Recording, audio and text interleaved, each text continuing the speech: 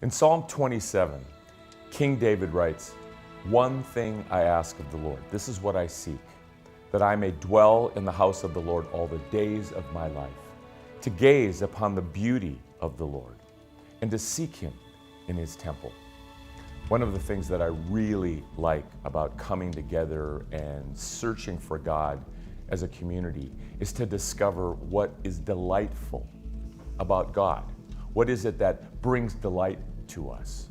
And so the search for God, the seeking of him, the seeking of his presence is like walking in a landscape like that is very familiar around here in Yosemite.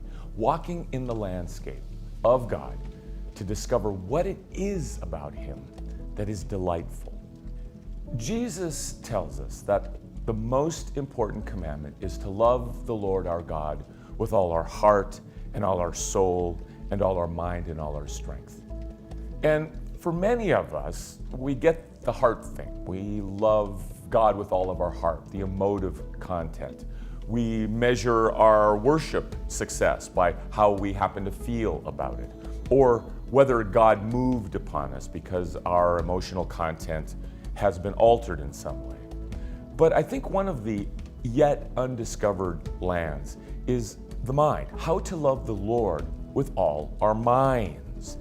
And that would mean to tap into the Holy Spirit with our capacities of imagination and of reasoning, of synthesis, of discernment. All of those things are a part of what Jesus includes in loving the Lord with our minds. And when we get together, like here at Yosemite, we can explore what it means not only to discover the delightfulness of the Lord, but what it means to sharpen our capacity to love God with our minds, as well as our heart and soul and strength.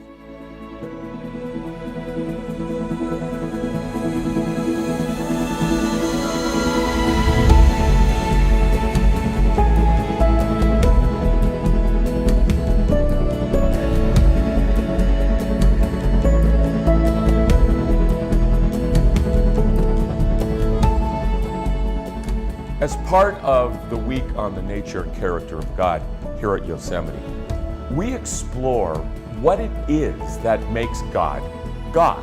In other words, what is it that God is that's not like us, that makes him God in the first place? And so we look at things like eternal. What does that actually mean?